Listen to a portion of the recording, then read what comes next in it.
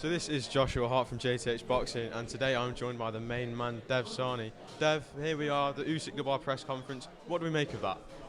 I thought it was good fun. I mean, I enjoyed it. There was a nice little surprise thrown in where, Dev, by the way, Naz's son are up there. He's making his debut. I was like, all right, yeah, great. But it was good fun. I liked Daniel Dubois' confidence. I liked how he spoke to Alexander Usyk. I liked how he looked at those belts with a real menace in his eye, a real I'm going to go and get them sort of mentality. There's good patter between Frank and Aegis as well, which is about to be confirmed for the undercard, I understand. And I thought it was good fun. What did you think? I thought it was really good. Dubois looks confident, to be fair. One of the things that I've been thinking is, do you think there's actually a lot of pressure on him? Because when you look at it, this has almost been built for Usyk. It's Usyk's night in front of Usyk's people, Usyk's belts. Almost just a chance for Usyk to show himself before this big Fury fight. Do you feel Daniel doesn't really have a lot of pressure on his shoulders? I don't think he's got much pressure at all. I'll put it quite simply in that if he were to lose this fight, he's lost to a genius. It was too soon. All of those things, right? But if he wins it, he rocks the whole heavyweight division. He rocks the world, changes his life, changes British boxing, changes world boxing. There's not much pressure on him at all because in the event of a loss, it's okay. Everyone's saying he's going to lose anyway. So I think he's quite enjoying that. First time in his career where he's actually not a favourite. He's an underdog in a fight. He's not used to that, and I think he's relishing it. Where do you reckon this would rank in terms of upsets if Daniel pulls this off? Surely this would go up as one of the biggest upsets in the sport's history. We was having this chat earlier, a few of us, and I think it was Umo who said, is it above Klitschko beating Fury? I don't know, Fury was at that point a long-reigning world champion, so that was pretty good as well. I would put it probably on a par with Fury upsetting Klitschko. I don't know about the Hunnigan-Curry one. Like, it's brought up every time. I haven't seen that fight. I wasn't around at the time. I don't fully understand the magnitude, but everyone goes on about it, don't they? But it would be right up there. And I think we need to look at Usyk as well. Obviously, there's all this talk about the big Saudi tournament in December, maybe January. Do you reckon Usyk might just have one eye on Fury instead of having his full attention on Daniel Dubois? Well, I hope so. I hope he has got an eye elsewhere because... I'll tell you, if he's thinking about anything other than Daniel Dubois, it's bad news. Daniel Dubois is, every day, all he's thinking about is Alexander Usyk. All that's on his mind is Alexander Usyk.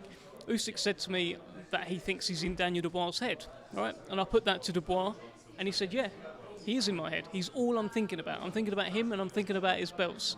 So, it's going to be very, very interesting. He's got a great chance. And I just want to look at, let's just, obviously, BT, rebranding to TNT Sport? Let's just look at the schedule they've got announced so far. So first of all, we kick off in Telford with Liam Davies versus Jason Cunningham. First of all, what a night that is going to be. Just talk to us about that night. So you'll be there as well, won't you, right? So, brilliant. I mean, Liam Davies, boxing in Telford, is becoming a bit of an occasion for British boxing now. The fans go crazy for him. He's a bit of a hometown hero. And also, he is so underrated. It's time to start giving him his flowers. He's been the English champion, British champion, European champion. He's got some international baubles as well. He's done it all in like 13 fights. He's beaten Mark Leach, a fight which many people were tipping Mark Leach to win. He's one of the best talents coming through we've got in this country. But he's got it all to do against Jason Cunningham. Jason Cunningham is... every time he gets written off, he comes back. And he does something, and he pulls off a bit of an upset. People are writing him off this time as well. Let's see if they are wrong to do so. I can't wait. I want to talk about a couple of fights on the undercard as well. First of all, we've got Moses Atama back in action. After his last fight, he seems to be really disappointed with himself that he didn't get the knockout. But do you reckon those 6 rounds have been probably the most valuable rounds he could get at this stage? Yeah, look, I think they'll be good for him. I think it's... I quite like sometimes seeing the fighters a bit disappointed with themselves, even if they haven't really put a foot wrong.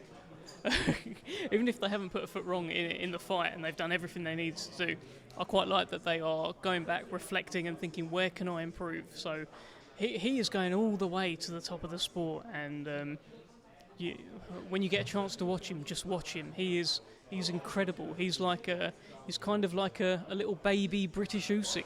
and we should enjoy him. Another fight on the undercard is Ethan James versus James Moorcroft.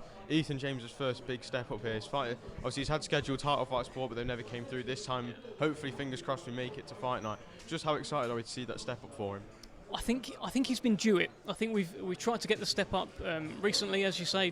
Fights have fallen through at the 11th hour, and this is his chance to really. It could be his coming out party. The opponent's a good opponent, and he could bring out the best in Ethan James. Maybe we'll see a bit more aggression. Maybe he'll move it on. So people just call me wankers as they walk past. That was Deck Taylor. Good fight for him. Good opportunity to make a statement. Good little potential coming out party. Do you reckon he could possibly land a knockout with this one? Because the thing with sometimes with journeymen is they don't necessarily come forward. Do you reckon having that come forward aggressive fighter, he might be able to finally land a shot that'll put someone down and out? It's perfectly teed up, isn't it? He's not like feather-fisted. He can whack a bit. So it will be interesting. As you say, journeyman cover up, make it awkward. And this guy won't do that. This guy will be looking to take Ethan James' head off. Now we'll look later on that night, Spence versus Crawford, TNT box office. Just how excited are we for that? Everyone's been wanting this fight and now we've got it. I've wanted this fight for many, many years. I can't believe it's finally happening, can't believe it's here. And it's on TNT Sports box office. I mean, what more do you want? What more do you want? I think it's one of the best fights that can be made in boxing. And it's about time. And they're not past it. They're in their prime. That's enough. Oh, he got me. That wasn't even the wanker gesture. He did that one and did it down there. Oh, I mean that has disrupted my answer about what were we talking about? Spence Crawford. I think Crawford's going to win. By the way, I love Spence. I love Crawford. I just think Crawford's got more tools in his toolbox. It's quite a nice little cool down to after the madness in Telford. It's got that nice little cool down. Obviously, it would be the biggest fight of the night if Liam Davies wasn't fighting, wouldn't it? Yeah, look, it's a huge double fight night. It will be great fun. I'm looking forward to it. Possible watch party in Telford afterwards? Hey, maybe. Well, I think we need to certainly discuss that. We need to figure out a way that nobody misses that fight. You're just trying to save pay-per-view fee, aren't you? I think it would be a bit more of a laugh, wouldn't it? It'd be good to everyone to be together and watch it. Looking forward after that, Friday the 18th of August, York Hall. Dennis Mccann versus Baluta. I'm absolutely gutted that I can't be there, but it is my mum's birthday, so. Happy birthday to Big Mama Hart, right? Yeah, I don't know if she's big. No. Her last name's Actor, but yeah. Last name's? Actor. Happy birthday, Mum. Mccann Baluta. I can't stress enough how big of a step up this is for Dennis Mccann. Baluta's serious. He's a serious guy. You have to be a very, very good fighter to beat him. He's just beaten Andrew Kane. Andrew Kane's one of the brightest prospects we've got. Kane had him down a couple of times as well, and Baluta showed heart, came back, so he's going into this fight with serious momentum. Big step up. McCann's not boxed anyone like this yet. His best win's probably Joe Ham or James Beach. Baluta's a whole different level. This is a serious European level fighter. Baluta seems to be Queensbury's guy when it comes to his super bantamweights. He is Queensbury's guy. He's a Queensbury fighter. So that would be why. Fair enough. Obviously that night as well we've got Nathaniel Collins as he makes his Queensbury debut in a British title defence. What do you make of that? He's a very exciting fighter and I'm sure Queensbury are very delighted to get him on board. Heard so much about him. Looking forward to it. I've met him a couple of times now. He's got a good energy about him.